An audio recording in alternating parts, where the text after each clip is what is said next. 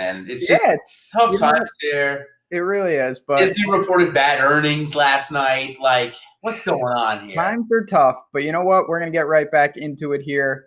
Hopefully, chat will catch back up. But we talked about, like I said, up top. You can obviously go to any of those guys, but you don't have to. There's certainly win equity in that 9K range as we work down guys like Rose, guys like your boy Tommy Fleetwood. I want to talk about him specifically. What do you think about him this week? Yeah.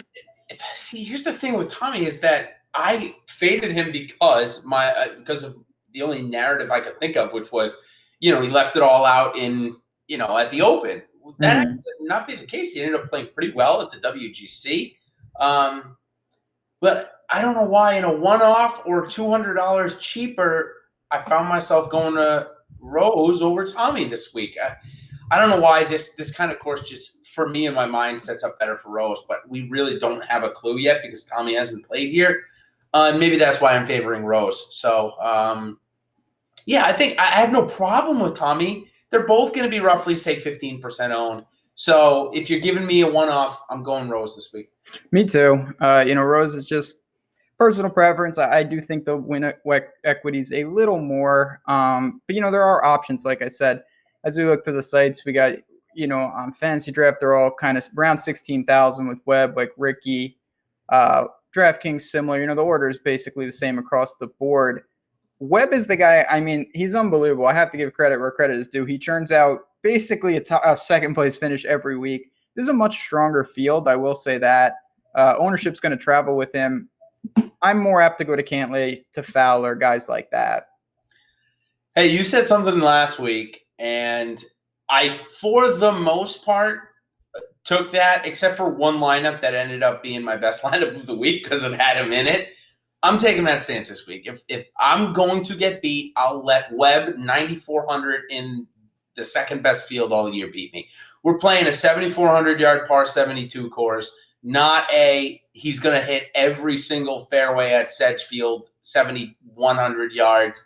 I just don't think he's going to have an easy route to a top 15 here. I think he'll have to play really good again. He is playing good. He's relying on a really hot putter, like Jordan Spieth like hot putter. So I just don't know if I can keep that up, and I would rather go $200 less and get my consistent and go to my guy and just play my guy and let him miss the cut for the first time in a long time. I'm going to Cantlay here. Fair enough. Yeah, like you said, Webb, this is another step up, and he's answered every call lately. But you know what? So be it. You can't have all these guys, and he is certainly someone that I'm. How about if we price shop? Sure. Where can we find the best? Like, if we don't want to play the 17% on 9,400 Webb on DraftKings, can we price shop anywhere? Not looking at across the board, 11-2. On FanDuel, pretty much the same ballpark, and he's 16,000 on the dot on Fantasy Draft. So he's $100 cheaper than Rose. He is the same price as Cantlay and Ricky. I have him behind those type of guys. Me too. Yeah, that's the thing. Yeah, that's why I'm having trouble this week. Yeah, fair. It's. I think if he's priced with Billy Horschel this week, it's a no-brainer. But that's probably what a lot of people say. I guess if he was priced at 8,700 where Molinari is, I think it becomes a little bit more of a discussion for me. But that's $800, yeah, it means getting a 7,700 guy like Wolf and Ty Hatton instead of having to go down to 69 or Grillo, for example. It means the difference. So that's what I ended up doing. Absolutely, yeah. So we'll see with Webb. Like I said, for me, I did go elsewhere when I went balanced. Guys like Rose, guys like Ricky. We talked briefly about Tiger, and then working down. This speaks to the strength of the field. You have guys like Xander, like Adam Scott, and then two really polarizing guys in Decky and Bryson, who certainly not the game that we've expected from them, especially Decky.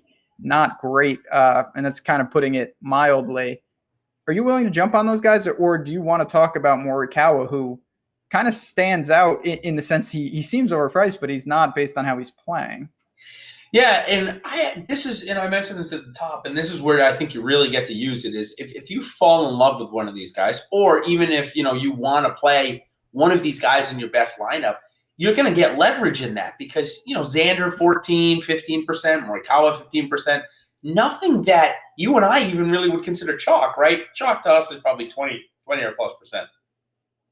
15% is fine. I can go 44, 45 and get my 3X and not feel too overexposed. That being said, I found myself probably going back to Xander again because I can't get away from it. Also, which, I'm narrative searching, but this isn't a bad one. The 3 times it's been priced below 9,000 on DraftKings have all been, well, the first one was the Tournament of Champions, which he won. The next 2 were 2 majors, the U.S. Open and Masters, which he came 3rd and 2nd. So it's almost like DraftKings prices him down in these events, and this is when he shows up, is against the strongest fields when it matters most. And the thing I like about him is he won Eastlake 2 years ago, right? If he gets to Eastlake within 1 or 2 of the lead, he could win the FedEx Cup. And, here's a guy that still, he's not a star yet, so he doesn't have the promotional power that Spieth has gotten or that JT has gotten.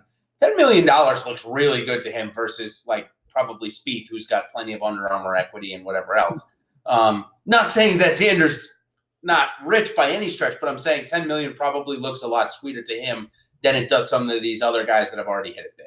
Yeah, Xander does have a knack for, we've seen him show up in big events. That's kind of him and Molinax, for me, that they land at the same time. Obviously, their careers have gone a little differently, just a different. But yeah, Xander can lean on that driver, gains off the tee very consistently. He's not playing the best golf I've ever seen from him, but like you said, he seems to be able to turn it on in some of these strong fields in big events. I have no problem with him. Tony Finau also in this range, 14,800 on Fantasy Draft, 8,300 on DraftKings. I think he sets up really well for this course. The game hasn't been as consistent as we've seen it in recent years, but another guy, he seems to do his best work kind of on the biggest stage. Yeah, the thing with Finau is it seems like he was a big play for mine at the WGC, and I'm looking at his numbers, and he seemed to make every par putt and miss every birdie putt. Like the 25 footers for par he was making, and then he couldn't make his 12 footers for birdie. It all ended up to just about 3.2 strokes lost putting for the week standard. He gained his 1.38 ball striking standard for Finau. So I'm okay. The ball striking has returned, right? We saw a stretch from the U.S. Open, Travelers, Memorial, a month where Finau was losing strokes ball striking and the world was ending because the DFS darling that is Tony Finau was crumbling. Seems like he's back a little bit. So he's in a big lineup for me this week, not the biggest, because I liked the Rose Cantlay a little bit too much there. So it was just too hard to get him in. But I do like him this week as well. Yeah, and you mentioned he was very impressive at the Open. Not that correlates here, but I think that he's still alive to do some damage. Obviously, we know he needs to win some tournaments. I'm not saying that's this week, but when you're 8,300, you don't need to win. He's got plenty of room to pay off a middling price tag for you. The stream crashing did me some favors, and it delayed me having to talk about Jason Day, but that time has come. What am I going to say? Obviously, I'm still scarred from him murdering me at the Open. He rebounded by playing awful in Memphis. What say you? Do you have any interest here, or are you just saying not for you? So there's 4 guys off the top of my head that I have in the should hang it up category right for the rest of the year. Number 1 is Tiger. I just don't want to see him play. He looks hurt. Like at the Open, he looked hurt. I'd rather just see him at Augusta next year. Jordan Spieth, because he can't hit a fairway if it was 100 yards wide. Like, dude, fire your coach, go home and figure it out. You're a professional golfer, a 3-time major winner. Figure it out. Jason Day, because his golf game, he hired a new caddy. Like, dude, come on. Adam Scott, because I'm a better putter than him and I'm not a good putter. Those are the 4 off the top of my head. So those 4 guys, I'm going to put all in the same lineup, and that's it. Oh, yeah, the all go home correlation stack. It's called my go home lineup.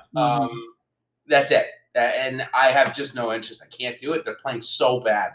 Day is just – it's really tough for me to figure out because I really think he's sneakily interesting in the sense that this is basically one of his worst stretch, if not his worst stretch ever with the putter. This guy's an incredible putter. Some would say he was the best putter in the world for first last year on the tour. Yeah. Consistently in the top 5. And it's not happening. So he's not a good enough ball striker to keep up. Now the price is dropping. Maybe he can get it going, but obviously his around the green game and putter have to be better. He's not, when we talk about Corey Connors or someone like that, they lose 5 strokes putting, they come in 40th because they tee to green, they're fantastic. Yep. Day doesn't have that luxury. So there is some skepticism. Do I think it can turn? Yeah, of course I do. But at the same time, it may turn when we see him early next year rather than now. A couple more, and obviously he's not going to have any events to play because he'll be going home early, certainly not at Eastlake. Yeah, so one of the things also that we've seen in history with the playoffs in FedEx is players that are hot normally win them. Like we saw Bryson win 2 last year. He had come in winning the Memorial. So we see that players that are playing good during this time of the year end up continuing on in the playoffs. And Day and Spieth and Woods, the guys that I just mentioned, they're all trending the other way. Whereas we got Cantlay, who just won at the Memorial. We got Brooks, obviously, that just won at the WGC. I just think those guys are probably a little bit more likely to win this week. And they're roughly the same price. Now, obviously not Brooks, but Cantlay relative to these guys. So, all right, I got a 3-pack for you. This is a good one. Bryson, Morikawa, Matsuyama. Yep. 1 of 3 or none of 3. Your pick. Oof, man, it's tough. I got that question a lot in our premium Slack chat. I think it's a super interesting discussion this week. Yep. If I had to pick one, it would be Bryson. He's the defending champ. I know it's a different course. Obviously, we have seen him get hot at this time of the year. It's tough. He has a little, I guess I can say a little Spieth in him, only in the sense of every time I hear him at a press conference, he says he's figured something out and it's about to pay big dividends. And then half the time it doesn't pay anything. So, I saw Bryson's presser and, he worked out all this stuff and it's all good. Everything is smooth sailing. It's going to be great. I don't think it's as simple as all that, but I still do find myself thinking that Bryson is close to getting back to where we've seen him. So I guess I'm going to bring it up now because I think we're going to have to talk about him eventually. But the last time these two guys teed it up together, Wolf beat him on the 18th hole. I'm putting Wolf up against these guys. Why isn't Wolf priced with them? He just showed up at the WGC and came in 24th. He hasn't missed a cut, since that first missed cut he had on tour.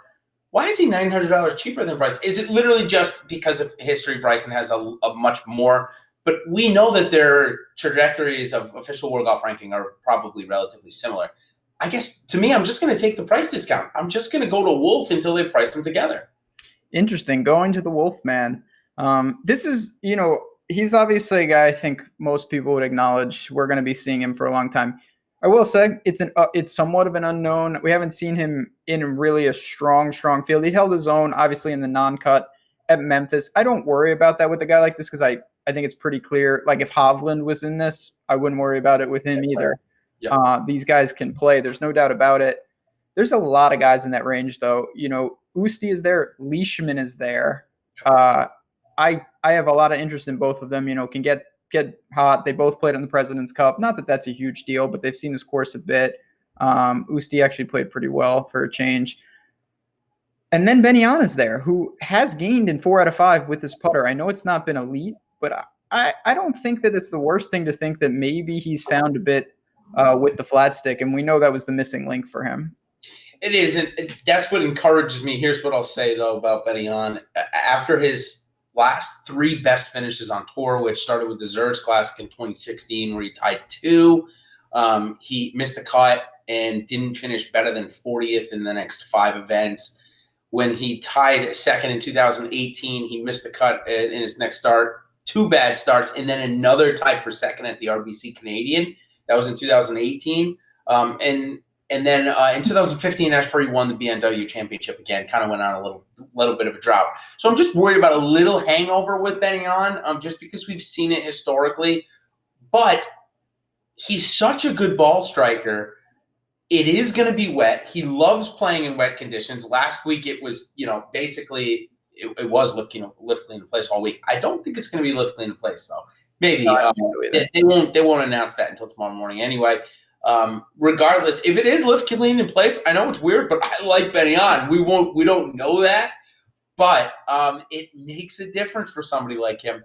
I will say his putter saved him last week a couple of times. The off the tee numbers would have been a lot different had the Marshall on 18 not found his ball very close to that 3-minute mark. It was more like 8 minutes, but I don't really care. It's not up to me. And then he put his next one out of bounds. I don't know if you remember or were watching. He put his first one into the fescue. Then he put his next one out of bounds. So he would have been hitting 5 from the tee. Instead, he made par on the hole.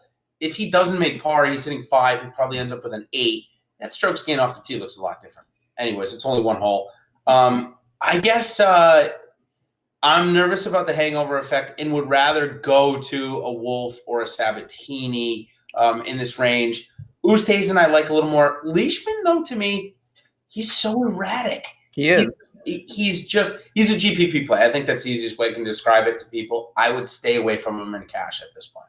Oh, yeah, I would too. And I mean, I can speak to that firsthand. I really liked him at the Open. Not only did not make the cut, he didn't compete at all. Yep. Went to Memphis, and he was low-key in the hunt on Sunday. Made a late charge and certainly played very well. And that's just the nature of the beast with him. I do like him in strong events. I think he's a guy that we've seen. I mean, I think he should have a major, should have won that British Open. Not that that's super important, but I do like the way he plays. Chad is asking us as we work down about CH3. He's middling price basically on all the sites, 13-1, 7-5.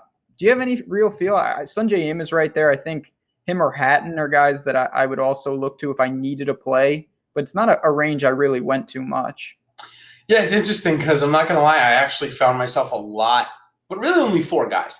So Charles Howell was not one of the 4 because I found myself going to Sungjae Im. I think Im is in a better form. We finally saw the irons pop last week after he had the week off at the WGC. So that was nice to see after the rest him gain about 4 strokes, I think just over for the week. So that's really nice because his short game has been fantastic for quite a while.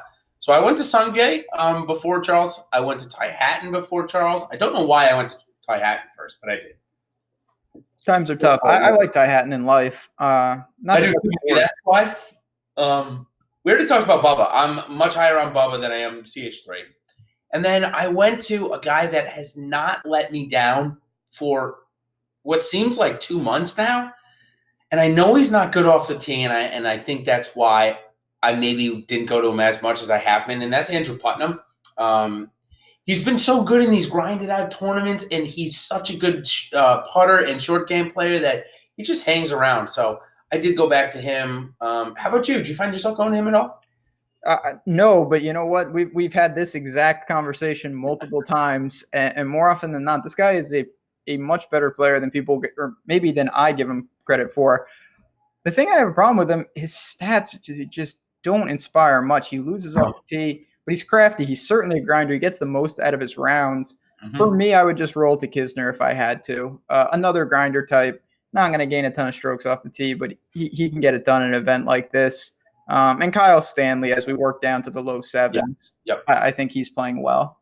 Yeah, that's the next target we have highlighted. I mean, this is, I guess, I don't know how excited you and I want to get about patting ourselves on the back, but we've actually curtailed Kyle Stanley's year pretty good here. I mean, we found the turn. We've rode it pretty well. I know that I've seen you play him a couple of times. I have as well. And you look at the stats and everything really does look like it has turned. He relied on a good putter last week, which is encouraging to see. Makes me a little nervous that the tee to green came down a little, but not that much. In last week off the tee, he wasn't going to get a ton anyway. So yeah, 7,200, gotta love him. I love him for a cash game play. I think he's pretty safe. He hasn't missed a cut in a long time, I don't think. No, 6 straight. Valero or PGA. Sorry, he lost that at PGA. That was the last one. So I like him. Yeah. Yeah, I mean, as we work down, I think most people who have broke down the slate really see you have limited options down low. Obviously, there's guys to play, but you're not going to feel great. So give me someone who, Kyle Stanley, he can attack long par 4s. you mentioned the cut streak, and you're right. That's one guy that, some guys didn't turn it around. We'll talk hopefully not about Charlie Hoffman, but some guys like that never got it going. Kyle Stanley did salvage a season to an extent after a horrific start. So we didn't talk about, and I'm just going to bounce up really quick back up to the top just because, we had a little technical difficulty, so we may bounce around just a little. But chalk in the 7.8 to 8K range is going to be Gary Woodland and Billy Horschel. Billy's got this reputation of playing great during this FedEx Cup time, but, and this has nothing to do with my personal preference or anything like that, Billy also is known to withdraw from FedEx Cup events. He withdrew last year from the Dell Technologies after he made, I believe, triple on the first hole and decided he wanted the next 4 days off. It was like a weekend. He had been in a good position. He was easily getting to the BMW. He was not even going to come close to making the cut. So I'm just nervous that he's in the exact same position now. He's in 52nd in the FedEx Cup? I don't know the exact thing, but I'm pretty sure he's well on to the BMW at this point. I'll verify while you give me your take. And then Gary Woodland, I didn't think it was going to be chalk, but then I guess people love paying that price. He's had the baby. That's behind him. So I'll take your two thoughts on those guys while I look up the thing up. Yeah, it's tough. I get the play. Obviously, Billy O's been playing some good golf. Woodland, like you said, his wife's had the baby, kind of get back to business. He needs to start getting back in tune after what I think we both acknowledged was going to be a lull after a breakthrough major. That's not surprising. The problem that I have is just the opportunity cost. We talked already about guys like Benny On, guys like Leishman. You mentioned Wolf. There's a lot of options there. So I just found myself not needing to get a ton of those guys. And when I did, I had other priorities. Yep. Billy Horschel is 44th. So it would take, the top 70 make it. It would take Bubba Watson through, Henrik Stensson's not even playing. Harmon, he's going to make it. So personally, I am nervous about that because history tends to repeat itself. That's all I'm going to say about that. And, I'm not going to go out and say that you can guarantee a withdrawal from Billy Horschel this week, but if he gets off to a bad start and he doesn't feel like grinding, he certainly doesn't need to, and it's not really going to help his case to get the East Lake that much. The grind out a 50th place finish this week. So that's just my take on those two chalk up there. The chalk as we get down lower, and when I say chalk, their guys aren't going to be very highly owned, but I'll mention some of the higher owned, or at least a couple of the guys that are being looked at. We already mentioned Griot. Corey Connors and Kevin Streelman look like they're going to come in at about 5%. Ryan Palmer and Cameron Tringale right around there as well. Those four guys, do you like any of them? Oh, boy. We're getting to that range this week. It's tough, man. Corey Connors is a guy that I think a lot of people are going to gravitate, especially if they pay up. Like the correlation between Brooks or Rory and Corey Connors is going to be pretty strong. Yes. And I don't really find myself wanting to do that. You meant Tringale is somewhat interesting. The guy I wanted to bring up was Bud Cauley, who's playing some pretty good golf. He's 6,800 on DraftKings, but even him, Martin Laird and Wise are right above him, who I think are more talented, but they're not really getting the most out of their games. At least Cauley, tee to green has been pretty solid, but I don't see much. And this is one of the many reasons why building balance makes it a little easier to end your lineups. Yeah, all the guys you just mentioned, if you're making 20, 40, 50, 150 in that $5, I think these are all targets you want to look at. I do like Aaron Wise a little bit. Nice to see him gain almost 4 strokes putting last week and 4 strokes at the Rocket Mortgage. So obviously figure out something with the flat stick, but as he lost with the putter and was gaining with the approach, he's now losing on the approach and gaining. Yeah, the irons. Bad. So bad last week and could have had a pretty good week. Still, though, he came in 48th, but still managed 80 points. I know the winner had 140 or something like that, but still 80 points. If he puts that up this week, you and I are going to be cheering, to the grave for that. So with that being said, I am going to play Aaron Wise this week a little bit. I think he's more talented than some of these other guys. Obviously been through the playoffs. He made East Lake last year, if I'm not mistaken. Right? I think he was the only rookie to make it last year all the way. Sounds right. He was a rookie at Augusta and showed up. He has a knack. This is a guy who had some pedigree. He has a win on tour, obviously. I think Aaron Wise is someone in big events it's not a surprise. Like you just said, he played well in the FedEx Cup last year. He can play. So a couple of other guys in this range, and then I'll make sure that we've hit all of the ones from chat. Guy that is fantastic off the tee. We know that. 6,500 this week. This is the surface that he likes to putt on. It's Killy Keith. Oh, okay. Any interest at all, or are you done from him for a little while? I thought you were going to say Cameron Champ. Oh, no. That guy won't make a cut for a while. I'm not going to lie. Until the defending champ of the event, what is he, the Sanderson Farms or something? Yeah. I don't even know. Anyways. Sick. Killy Keith, yeah. I mean, obviously someone who's going to gain off the tee. The problem with him is not Bermuda. This is bent grass and the irons. It is, if you want to play the angle that, this is a somewhat easy cut to make, obviously, because it is only 121 guys. He's very aggressive. We saw him even last week. Huge Sunday, and he's done that a couple times. Not that was what you were looking for, particularly 39th, but man, it was a lot better than coming in 65th, which is kind of where he was at. So it's someone that can really do it, but you're going to need the putter to cooperate, and that's a big ask. The form is not great. I tried to avoid it, but again, if you told me I have to play someone 6,500 and below, I don't know who that would be, honestly. There's not a lot to say. Price shopping. Okay. This guy missed a cut on the number last week. He's the min price on FanDuel. I think he just had a baby, expecting a baby. One of the two. I'll go. No, just had a baby, I think. Patty Perez. Min price on FanDuel, 6,300 on DK. Like I said, missed the cut on -3 on the number last week. Gained just about 4 strokes in his short game. Lost 4 strokes ball striking. So do you think that turns around and he makes the cut this week? I think he can find a way in. Yeah, sub 11K on Fantasy Draft as well. Yeah. And it's a guy that, he hasn't had a great year. Obviously, he was banged up. At one point, people said he tore his Achilles, then he came back, obviously.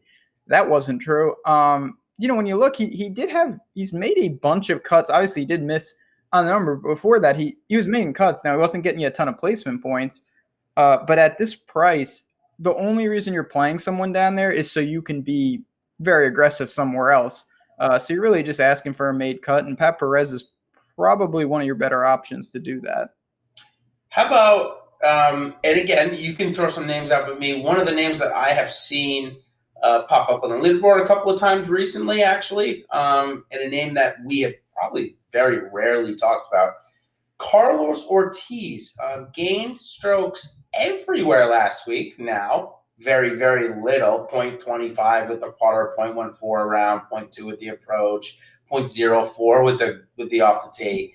Not really doing much, but at 6,107K and under 11K on Fantasy Draft, I'm sure.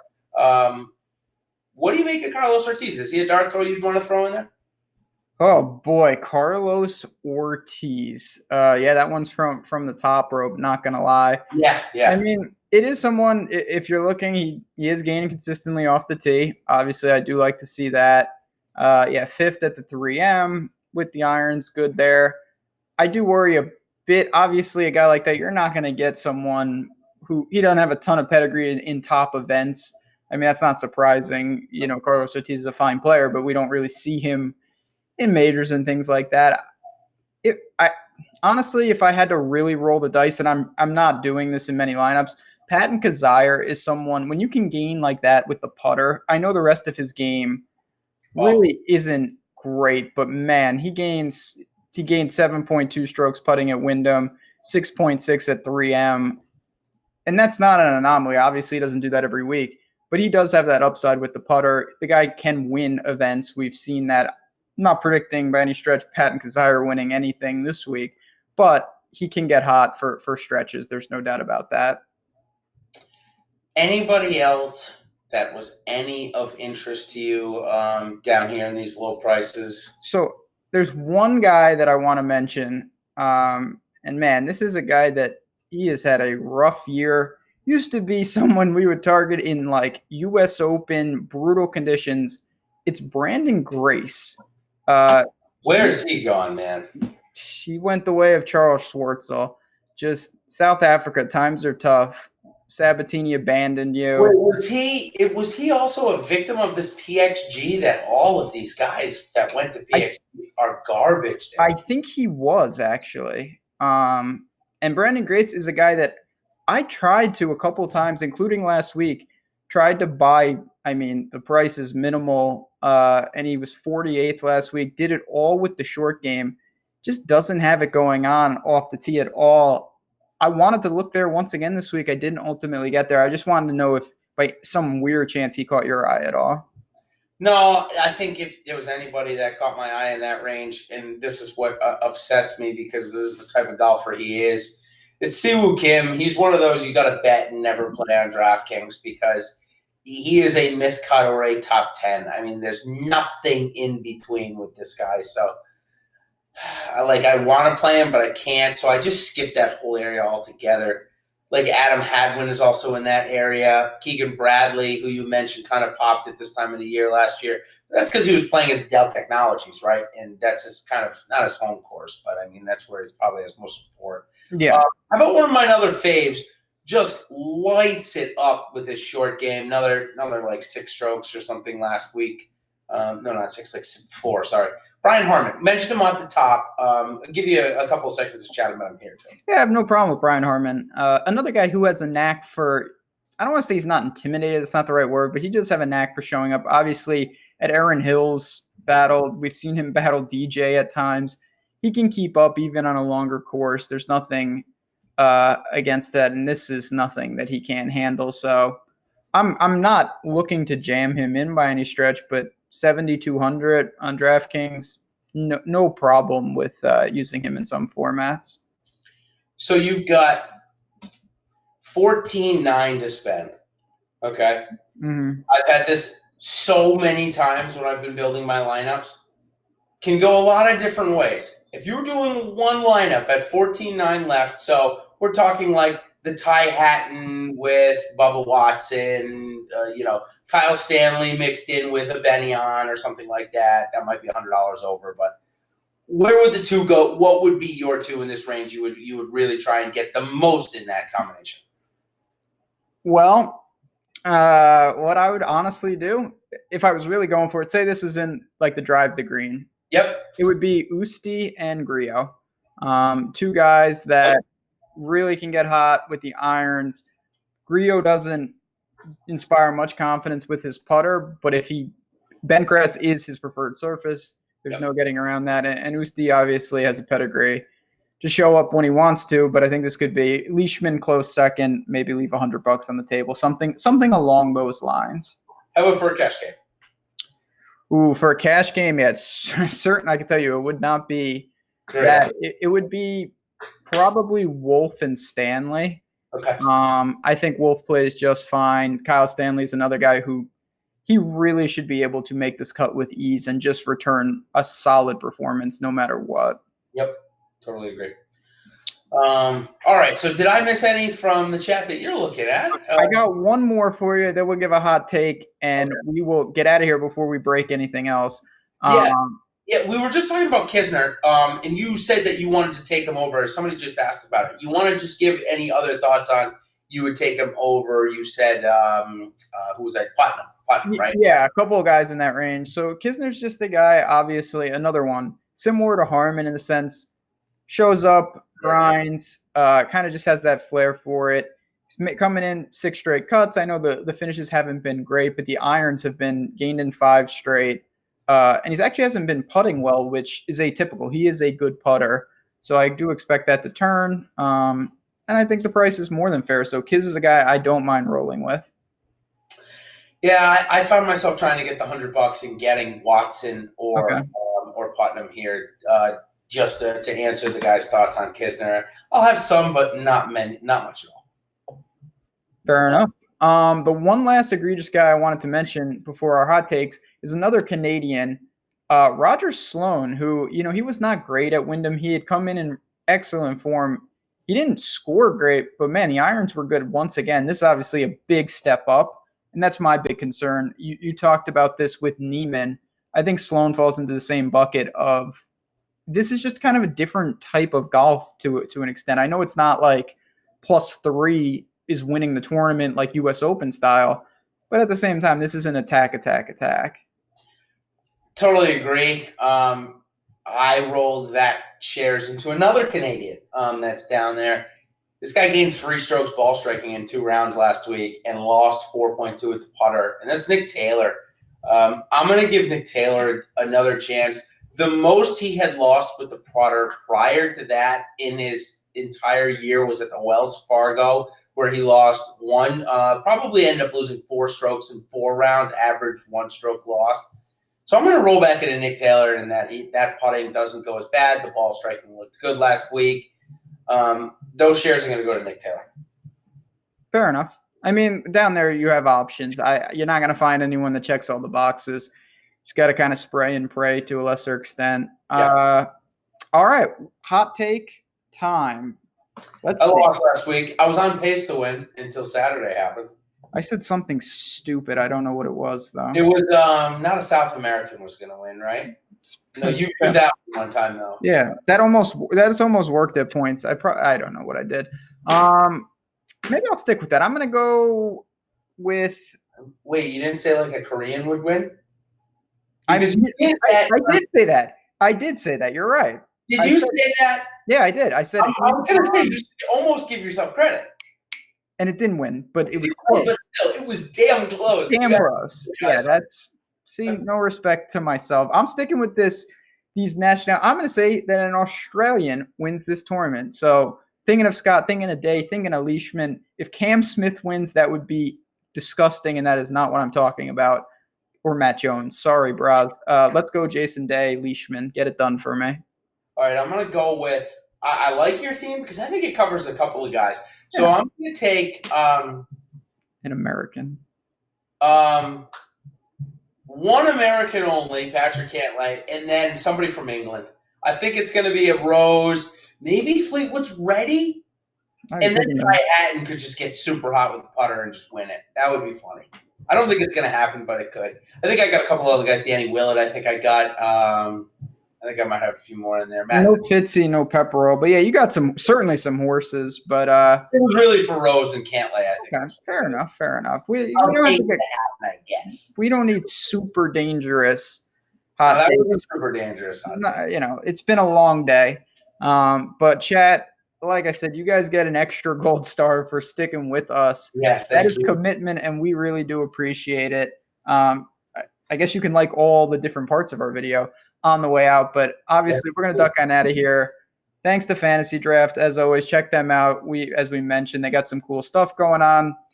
First leg of a lot of golf coming up, so stick with us. We will be back next week. The field will be whittled down to 70 players, right? Yeah, 70 players, and like you mentioned about Fantasy Draft, they've got they boosted up their contest, a $1,500 for first place, $25 buy-in this week, and mentioned about the rake free too. So go check them out if you guys haven't. I like it. Listen, if you pick 6 great guys and you screw up on the 7th, that's the fun of it. It's gone. You don't have to worry about it. So try it out, something different. Absolutely. On that note, we're going to bounce on out of here. Good luck, and we will see you all next week.